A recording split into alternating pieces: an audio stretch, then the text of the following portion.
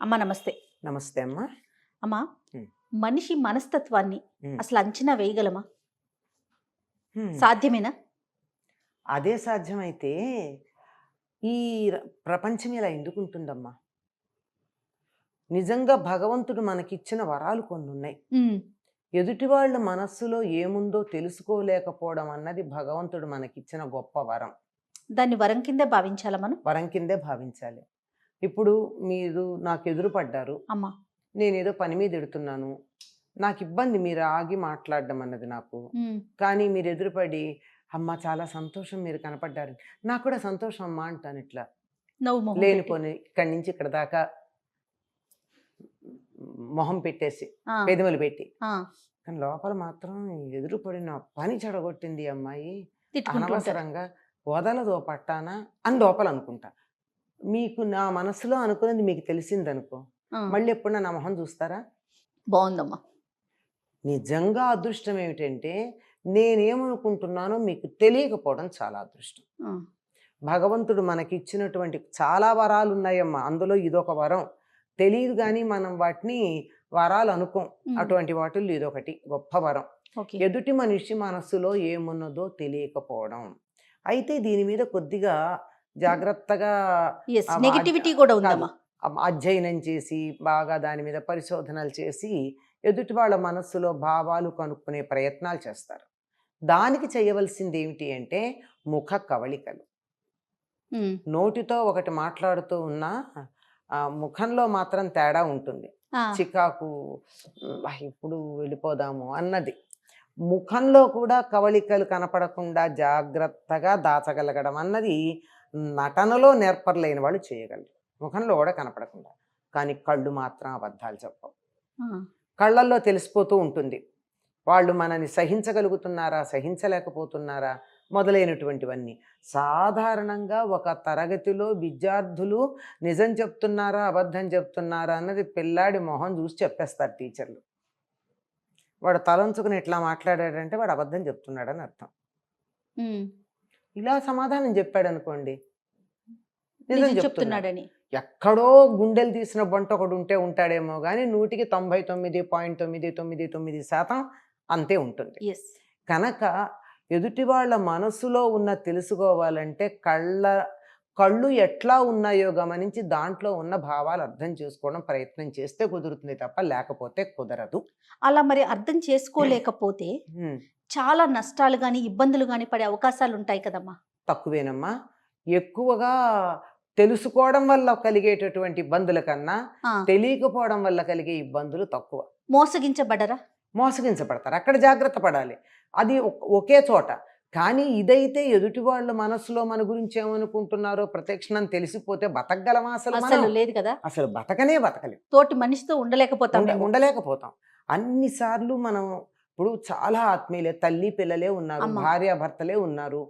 వాళ్ళు కూడా అనుక్షణం అవతల వాళ్ళకి అనుకూలంగా, ఇష్టంగా ఉండలేరు గదండీ! ఇప్పుడు ఎక్కడో ఒక చోట. బిడ్డంటే ప్రేమే ఉంటుంది తల్లికి.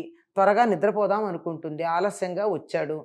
వస్తే నాయన నీకోసం ఎదురు చూస్తున్నాను రా అని పెడుతుంది. అమ్మ నా కోసం ప్రేమగా చూసింది అనుకుంటాడు ఆ కొడుకు.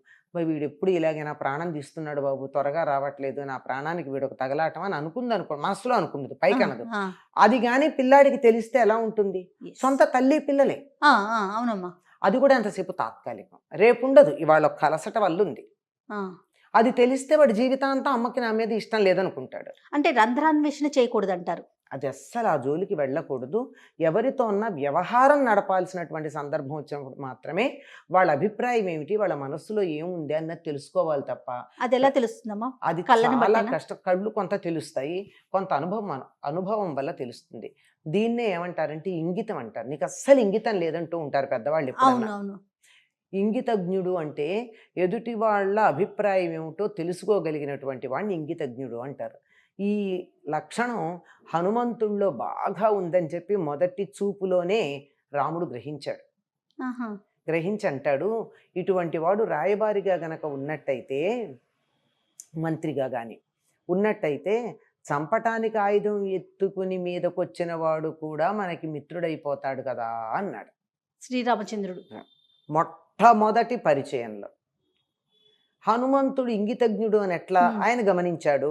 అంటే వచ్చిన వాళ్ళు ఎవరో తెలుసుకోమని చెప్పి భయపడుతూ ఉంటే సుగ్రీవుడు నేను తెలుసుకుని వస్తానని బయలుదేరాడు. ఉమ్, తెలుసుకుని వస్తాను బయలుదేరేటప్పుడు ఎట్లా వచ్చాడు? వానరంలాగా రాలా, కాషాయం ధరించి ఒక సాధువులాగా వచ్చి అద్భుతమైనటువంటి సంస్కృతంలో మాట్లాడాడు. అసలు అక్కడ రాముడు అతడు మాట్లాడిన భాషకి ఇచ్చినటువంటి సర్టిఫికేట్ ఎట్లాంటిదంటే ప్రపంచంలో ఎక్కడా కూడా భాషా విషయకంగా అంతకన్నా గొప్ప ప్రమాణపత్రం ఉండదు. అలా అయ్యాక చిట్ట చివరికి అన్నమాట ఇది. ఎందుకు ఇట్లా అనాల్సి వచ్చింది? ఇలా కాషాయ వస్త్రం ధరించి ఒక సాధువులాగా సన్యాసిలాగా వచ్చినవాడు రాముణ్ణి చూడగానే అసత్యం చెప్పలేక తానెవరో సత్యం చెప్పాడు. ఆహా, హనుమంతుడు. ఆ, అంటే తాను సాధువుగా వచ్చాడంటే ఏమిటి? ఆదరిస్తారని, అబద్ధం చెప్పే ఉద్దేశం లేదు. ఆహా, కానీ తాను ఇలా వచ్చానన్న సంగతి ఎందుకు చెప్పాలి? తెలుసుకోవడానికి. అదే. చెప్పకపోయినా నడిచిపోయేది. ఆ, అలా చెప్పాడు. ఎందుకు చెప్పాడంటే రాముడిలో ఉన్నటువంటి నిర్మలత్వాన్ని, దైవీ గుణాలని హనుమంతుడు గుర్తుపట్టాడు. ఆహా, అంటే ఎదుటి వాళ్ళని చక్కగా అంచనా వేయగలిగాడు. ఇలా అంచనా వేయగలిగాడు గనక ఎదుటి వాళ్ళ మనోభావాలు తెలుసుకోగలిగిన లక్షణం హనుమంతుడికి ఉన్నది అని చెప్పి రాముడు అతనికి ఒక ప్రమాణపత్రం ఇచ్చాడు, సర్టిఫికేట్ ఇచ్చాడు, ప్రశంసాపత్రం. ఉహు, ఇది అన్ని సందర్భాల్లో కుదరదమ్మా. 100కి 50% మనం అందరం ఇంతో అంతో చేస్తాం. కానీ 90% చేసే వాళ్ళ సంఖ్య కూడా తక్కువే. ఉమ్, తప్పనిసరిగా మన అంచనాలు అటు ఇటు తారుబారు అవుతాయి. అవుతూ ఉంటాయి. ఇదే విషయాన్ని ధర్మరాజు కూడా భీష్ముడిని అడిగాడు ఒకసారి. ఉహు, అంపశయ్య మీద ఉన్నప్పుడు కలిసి ఎన్నో విషయాలు అడిగేవాడు. ధర్మాత్ములు అధర్మాత్ములుగా, అధర్మంలో నడిచేటటువంటి వారు ధర్మాత్ములుగా కనపడుతూ ఉంటారు, ఉమ్, వాళ్ళని ఎట్లా గుర్తించాలి అని అడిగాడు. ఉమ్, అందులో ముఖ్యంగా రాజులకు అవసరం కదా. అవును అవును. అప్పుడు ఆ నక్క కథ చెప్తాడు ఎవరు? భీష్ముడు. భీష్ముడు. ఆహా, అది వచ్చి సింహం దగ్గర అది మంత్రిగా ఉంటుంది, పూర్వజన్మ జ్ఞానం కలిగి.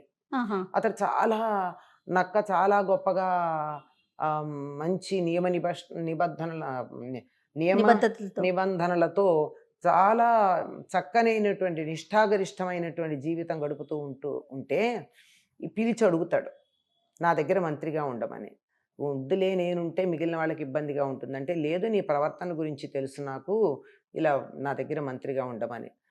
ఎంత చెప్తే అంత విన్నాడు. తర్వాత ఆ సందర్భంలో మిగిలిన మంత్రులకి ఇతడి మీద అసూయ కలిగి ఏం చేశారంటే, అతడు సింహం కోసం తెచ్చిన మాంసాన్ని తీసుకెళ్ళి ఈ నక్క ఉండేటటువంటి దాంట్లో పెట్టి నివాసంలో, నీ ఆహారాన్ని వాడు దొంగతనం చేశాడు, నువ్వు నమ్ముతున్నావు చూసావా అని చెప్తారు. వాణ్ణి సంహరించమని చెప్పి రాజే కదా ఒక ఫర్మానా జారీ చేస్తాడు. తల్లి చెప్తుంది నాయనా తప్పు అని, అయినా సరే వినడా ఆవేశంగా. తీరా వచ్చిన తర్వాత నిజానిజాలు బయటపడ్డాక క్షమించమని అడుగుతాడు. అడిగితే నక్క చెప్తుంది, ఒకసారి అయిందంతే చాలు, నీ వెళ్ళిపోతాను.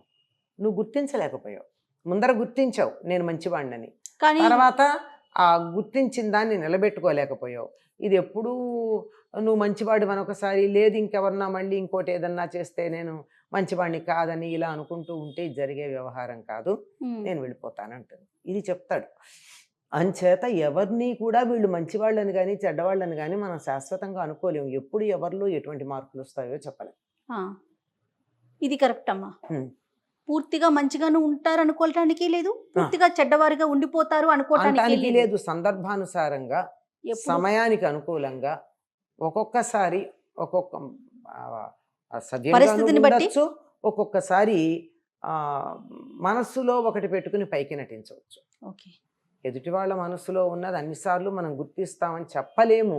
ఒకసారి గుర్తిస్తాం, ఇంకోసారి గుర్తించలేదు. పిల్లల మనసులో ఉన్నదే గుర్తించలేదమ్మండి తల్లి. ఒక్కొక్కసారి అవును. ఎన్నిసార్లు పిల్లలు తల్లిదండ్రులను మోసం చేసినారు ఈ మధ్యకాలంలో మనం చూస్తూనే ఉన్నాం చూస్తున్నాం. కదా. అంచేత తెలుస్తుందని అనుకోవడం కష్టం.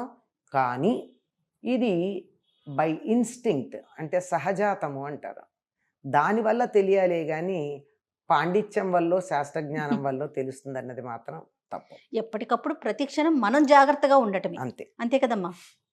రైట్. పైకి కూడా వాళ్ళు మనతో సవ్యంగా ప్రవర్తిస్తున్నంత కాలం నీ పట్ల నాకు సదభిప్రాయం ఉందనే మనం చెప్తూ ఉండాలి తప్ప, ఏ చిన్నది మనం వాళ్ళల్లో లోటు గమనించినా గమనించాను నువ్వు నాకు వ్యతిరేకంగా ఉన్నామని మాత్రం అనకూడదు. అసలు ఎక్స్ప్రెస్ చేయకుండా ఉండడం చాలా మంచిది. నమస్తే అమ్మా. నమస్తే అమ్మా.